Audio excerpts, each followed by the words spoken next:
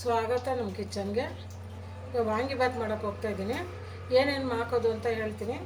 ಇವಾಗ ಒಂದು ಈರುಳ್ಳಿ, ಸ್ವಲ್ಪ ಮೀಡಿಯಮ್ ಒಂದು ಈರುಳ್ಳಿ, ಸ್ವಲ್ಪ ಬೆಳ್ಳುಳ್ಳಿ, ಒಂದು ಟೊಮಾಟೊ, ದಪ್ಪದಿದ್ದರೆ ಒಂದು ಸಾಕು, ಚಿಕ್ಕದಿದ್ರೆ ಎರಡು ತೊಗೊಳ್ಳಿ.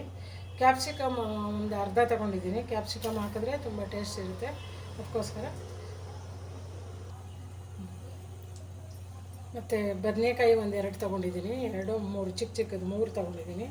ಮತ್ತು ಬಟಾಣಿ, ಸ್ವಲ್ಪ ಹುಣಸೆಹಣ್ಣು, ಮತ್ತು ವಾಂಗಿಬಾತ್ ಪೌಡ್ರು, ಸ್ವಲ್ಪ ಚಕ್ಕೆನೂ ಎರಡೇ ಲವಂಗ ತೊಗೊಳ್ಳಿ. ಅದು ಸ್ವಲ್ಪ ಟೇಸ್ಟ್ ಇರ್ತಿದೆ ಹಾಕಿದ್ರೆ, ಅದಕ್ಕೋಸ್ಕರ ಇಷ್ಟು ತಗೊಳ್ಳೋಣ. ಈಗ ಮಾಡೋಣ. ಈಗ ಇದಕ್ಕೆ ಎಣ್ಣೆ ಇವಾಗ ಬಾಣಲಿಗೆ ಇಟ್ಟಿದ್ದೀನಿ. ಇದಕ್ಕೆ ಎಣ್ಣೆ ಹಾಕುವ. ಇವಾಗ ಎಣ್ಣೆ ತುಂಬಾ ಬೇಕು. ನೀವು ಮೊದಲೇ ನೋಡ್ಕೊಂಡು ಹಾಕ್ಕೊಳ್ಳಿ ಎಣ್ಣೆ.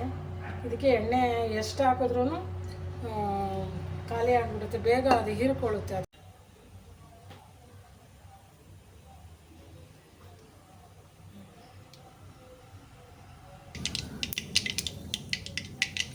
ಒಂಚೂರು ಚಕ್ಕೆ ಲವಂಗ ಜಾಸ್ತಿ ಹಾಕುವ.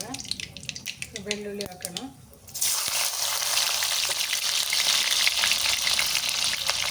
ಸ್ವಲ್ಪ ಕರಿಬೇವು, ಈರುಳ್ಳಿ ಹಾಕೋಣ,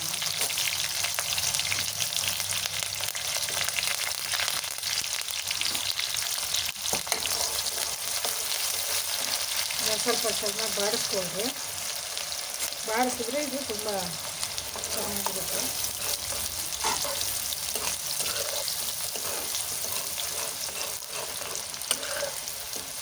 ಬೆಳ್ಳುಳ್ಳಿ ತುಂಬ ರುಚಿ ಕೊಡುತ್ತೆ, ಅದಕ್ಕೋಸ್ಕರ ಬೆಳ್ಳುಳ್ಳಿ ಹಾಕ್ತೀನಿ. ಕೆಲವ್ರು ಹಾಕಲ್ಲ.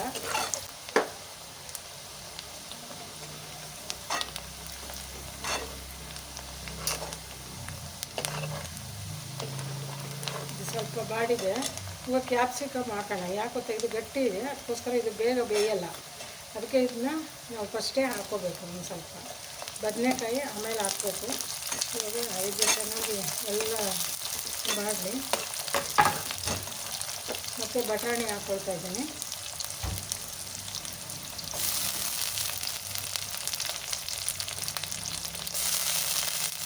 ಯಾವುದು ಬೇಯ್ತಾ ಇರೋಂಥ ವಸ್ತುನ ಫಸ್ಟ್ ಹಾಕ್ಕೋಬೇಕು. ಹಾಗಾಗಿ ನೀಟಾಗಿ ಎಣ್ಣೆ ಬೇಯಿಸಿ.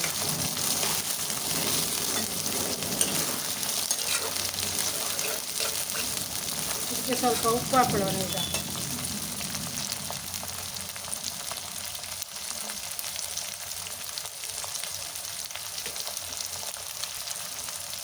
ರುಚಿ ತಕ್ಕನಾಗಿ ಹಾಕ್ಕೊಳ್ಳಿರುತ್ತೆ.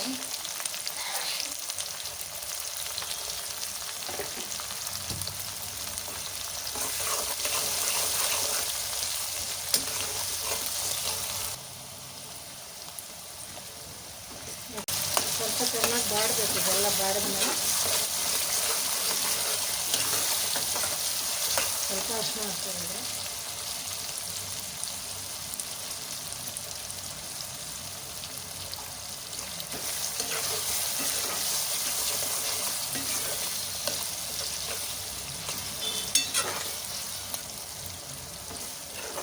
ಕ್ಯಾಪ್ಸಿಕಮು, ಬಟಾಣಿ ಇದೆಲ್ಲ ಚೆನ್ನಾಗಿ ಬೆಂದಿದೆ.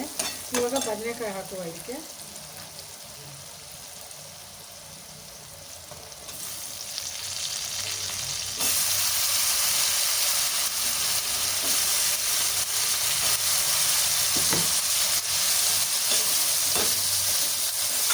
ಸ್ವಲ್ಪ ಎಣ್ಣೆಲಿ ಬಾಡಿಸ್ಕೊಳ್ಳೋಣ. ಲೋ ಫ್ಲೇಮಲ್ಲಿ ಇಟ್ಕೊಂಡು ಬಾಡಿಸ್ಕೊಳ್ಳಿ.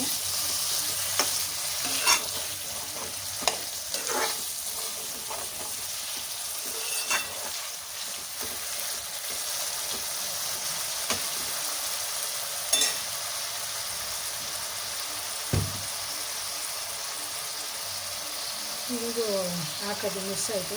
ಹುಣಸೆಹಣ್ಣು ಹಾಕಿದ್ರೇ ರುಚಿ. ಇದು ಟೊಮಾಟೊ ಹಾಕಿದ್ರೆ ಏನು ಲೆಕ್ಕಕ್ಕಿರಲ್ಲ. ನೀವು ಹುಣಸೆಹಣ್ಣು ಹಾಕಲೇಬೇಕು. ಹುಣಸೆಹಣ್ಣು ಹಾಕ್ಕೊಳ್ಳಿ. ಹುಣಸೆಹಣ್ಣು ಹಾಕಿದ್ರೇ ಟೇಸ್ಟು. ಸ್ವಲ್ಪ ಬೆಲ್ಲ, ಒಂದಿಷ್ಟು ಒಂದು ತುಂಡು ಬೆಲ್ಲ ಹಾಕ್ಕೊಳ್ಳಿ, ಚೆನ್ನಾಗಿರುತ್ತೆ. ಇವಾಗ ಇದಕ್ಕೆ ಹುಣಸೆಹಣ್ಣು ಹಾಕೋಣ.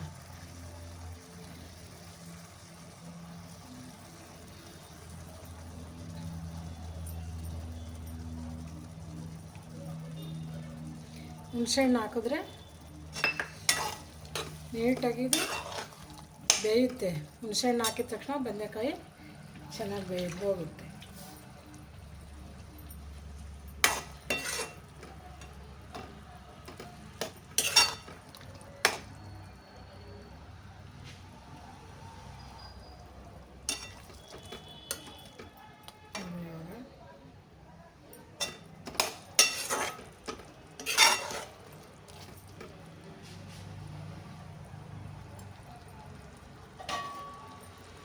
ಸ್ವಲ್ಪ ಬೇಯಿಸ್ಕೊಳ್ಳೋಣ.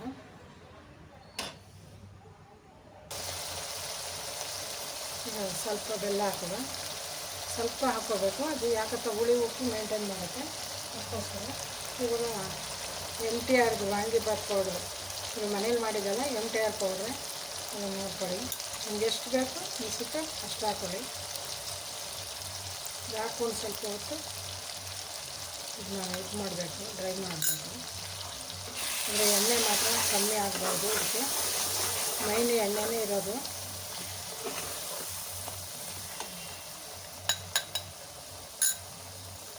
ಇಷ್ಟೇ ಅಂತ ಹೇಳೋಕ್ಕೆ ಬರಲ್ಲ, ಎಷ್ಟು ನಾವು ಹಾಕಿರ್ತೀವಿ ಬದನೆಕಾಯಿ ಅದ್ರ ಮೇಲೆ ಇದಾಗುತ್ತೆ, ಡಿಫ್ರೆಂಟ್ ಆಗುತ್ತೆ.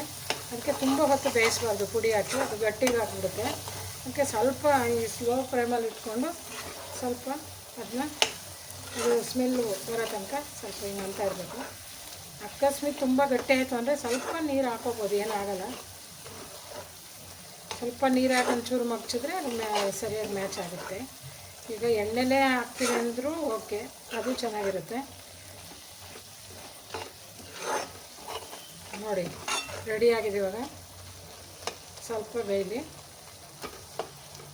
ವಾಂಗಿಬಾತ್ ಗೊಜ್ಜು ರೆಡಿಯಾಗಿದೆ. ನೀವು ಕೂಡ ಟ್ರೈ ಮಾಡಿ, ಕಮೆಂಟ್ ಮಾಡಿ ಹೇಗಿದೆ ಅಂತ.